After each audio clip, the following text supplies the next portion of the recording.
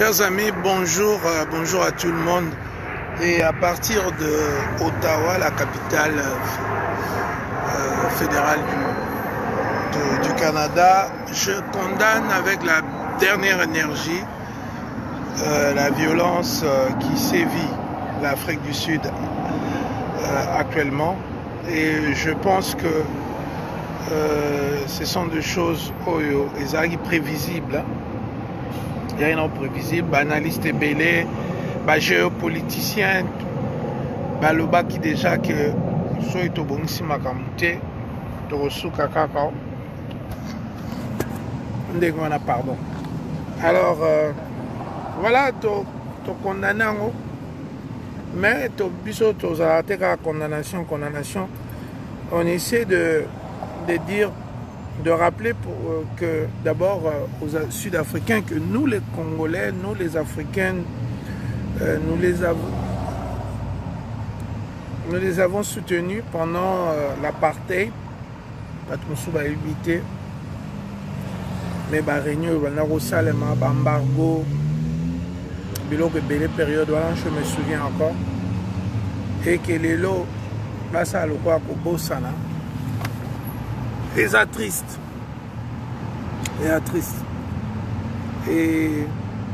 il y a un grand fanatique à Nelson Mandela. Parce que Mandela a été prison à 30 ans. Il avait un peu perdu le repère.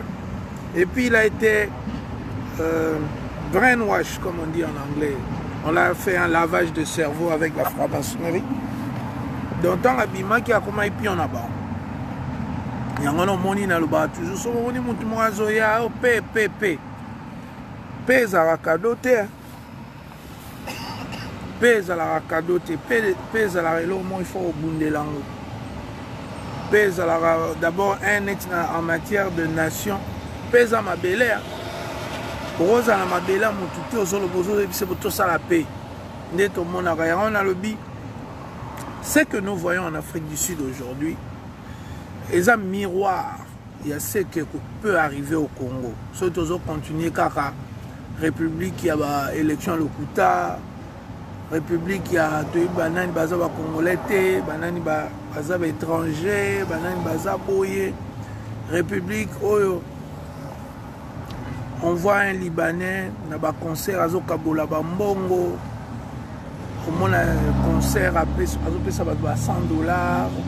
et belé. Congolais koloma belé dans en arrière. Vous voyez, c'est bien Bible que la nature ne vous enseigne-t-elle pas. Donc makambozo mon la Afrique du Sud là bande onanga lobby go ko ya pena makino wana tanga na loba rezara pour un ben d'esprit parce que beaucoup de gens bah on est tout ça blague bah on a battu mususu wa bah yuma mususu on a ah ça jaloux à Félix. Ce que Félix fait des années au s'allier na bateau bazo salamabe comment les conséquences na Mandela sala oh le paix oh déclare to bo sana mais biloko amba on est balobaka et créera toujours un problème. Et aujourd'hui, on voit comment le monde entier est choqué par le comportement des Sud-Africains, mais c'est prévisible. Tango, les Sud-Africains, bazo bunda, bazo kemba classe T. Et puis, il ne faut pas oublier que les Afrikaners ou les Mindele en Afrique du Sud, ils ont se pela ndenge ba Sud-Africain boto la bango ba autonomie la makambo sous politique mani non ça se peut là dedans. Alors il y a un moni et ça va système moko pour pesa nem na États-Unis biso ba to vivre kuna. Donc on a toujours tendance à privilégier les autres Africains par rapport aux Noirs américains na babilo mususu. Roi Mindele bazarana langage moko boé. Ils disent des trucs du genre Obino africain boza différent na noir américain. Ça c'est une façon de vous opposer et certains Africains prenaient ça comme un compliment. Oh, ils ont complimenté. eza ke bazolinga baopose bino ndenge lelo komona na Afrique du Sud bazoopose baafricain na baafricain parce que bazozwa misala ata mosusu stratégiquement bapesaka baétranger. Or l'étranger et or sud-africain ne ba colomboka eza droit na bango nazo justifier violence mais nazo beya droit là-bas. Nous on explique et parfois quand on explique l'homme sera difficile à avaler eza mboka na bango baza pe na ba droit. Mais le problème ce n'est pas ça. Le problème est que bachara sikoyo ba noir et africain mosusu neti liboso ozomona et bato baobosa na période même ya apartheid baafricain mosusu bana bachef d'état babanda kokende kuna ils étaient traités comme des princes et le sud-africain bazali mpe komona ngo bamona nini biso tokobunda bajoyo bazoyawa et bamindele bazoaccepte bango biso baacceptaka biso. C'est ce qu'on appelle en français frustration. Il y a de frustration. Tant que mon bazo bima, les belé boza ba frustration. Et mais moi je reviens toujours historiquement pour dire que vient la mission Nelson Mandela. Tant que qui est en prison on a 30 ans. La commissaire franc-maçon. Donc la commissaire va défendre l'intérêt maçonnique. Et l'intérêt maçonnique ils ont toujours oh non la paix. La paix, tout ça, la paix. La paix, on a beau ça, ce qu'on a gagné. La terre, la plantation, la mine d'or, la mine de diamants, parce que beaucoup oublient que l'Afrique du Sud, c'est un pays très riche. Alors, ce qu'on a la mine, la plantation, la terre, les Africains, on n'a rien. Donc, les alliés, les biloko et créer la frustration. Yanga lobaka, bolunga ba paix en bas en bas. Comment l'aura Félix Akena Kabila paix en bas sans que ça la commission de vérité et réconciliation. Toye banana ibaki nani, nana boma Chebea, nana boma pasteur Lukusa. Dans la salle que Bolia a le passeport congolais, Papi Melanga passeport congolais, il y a un pays vérité de commission de vérité et réconciliation. Et ali condition sine qua non pour la paix moko culturelle, paix moko ya vérité, paix moko entre baninga nyos bofandi pour sali. Mais bandeko ba comprendre la idéologie.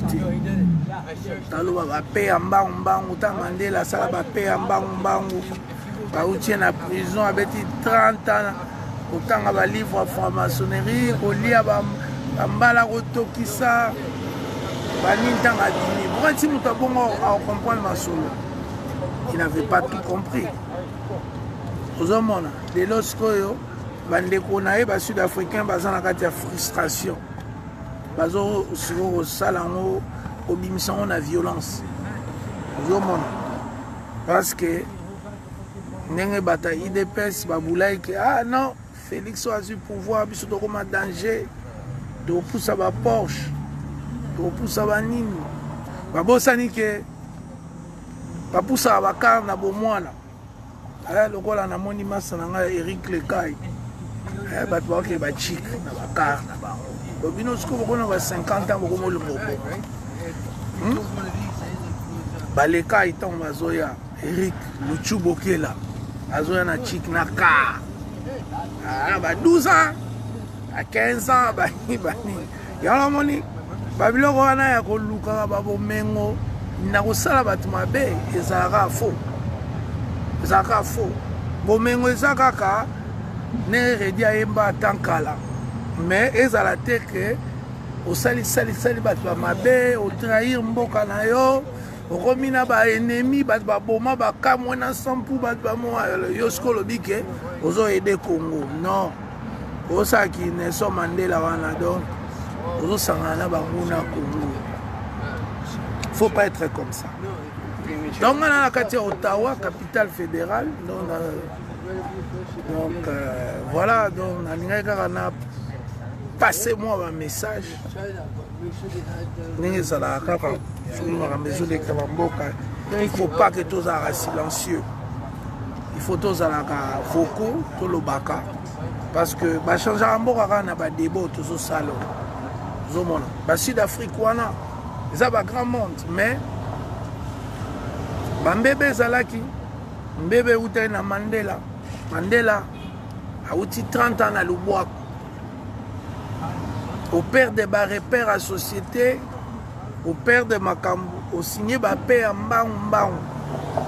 Aujourd'hui, nous voyons que on a besoin de Sud-Afrique, on a besoin de Bobungi. Talama comme ça. Et on a soutenir les Africains qui sont condamnés.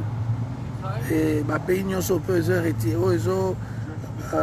Qu'on rappelait l'ambassadeur à Sud-Afrique, c'est une bonne chose parce que la vie politique il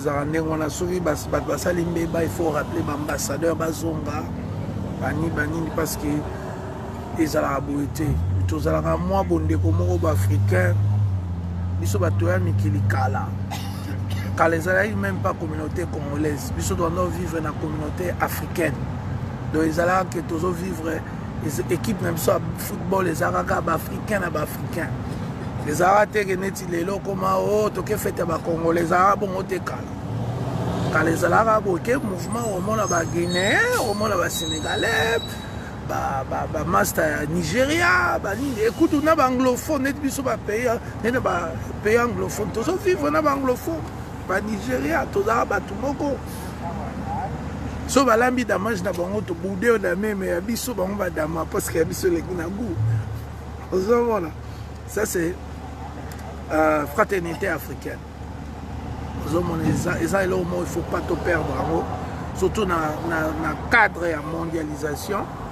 Il faut que l'accès que tous abattements to l'accès que to la unité et surtout parce que batebele ba noir ba korayo kalanté ba noir so pesi bango mabele ba on a bango ba no bomana baza incapable on a biloko bongo to monango noir ba noir ebele ba ma wela ka bentera mike moi car banini batumsu so mona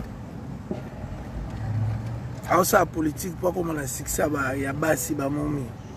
Et tout ça, ce sont des choses qu'il faut vraiment absolument arrêter. Et c'est ce que je l'ai dit très clairement. Et j'ai demandé aux gens d'ouvrir l'œil.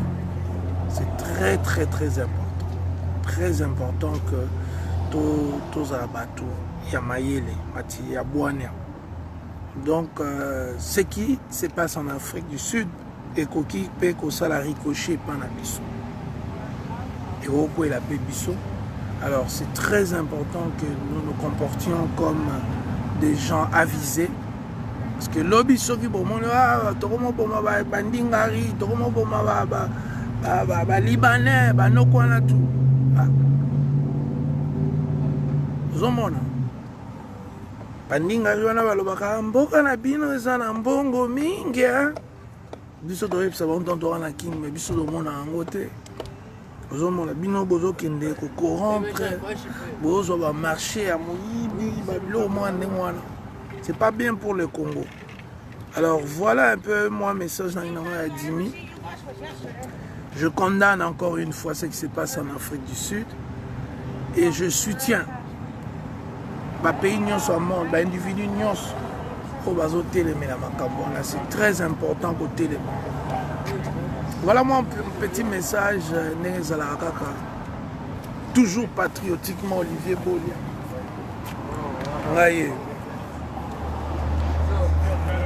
Donc patriotiquement je suis devant Tim Horton à Ottawa. Voilà. Moi et Makasi Kotoyo.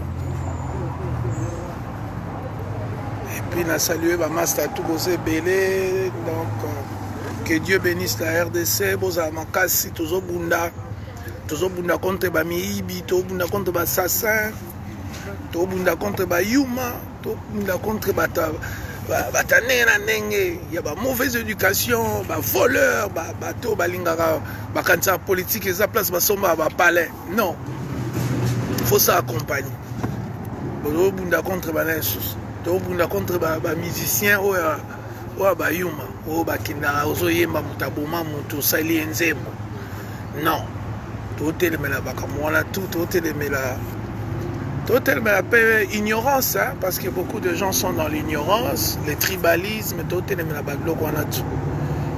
alors voilà, na ceux qui ont tout droit na kanaïka kolobani ni di oyebi kande to suka ba ezala bongo ti tango to changer mentalité. Voilà.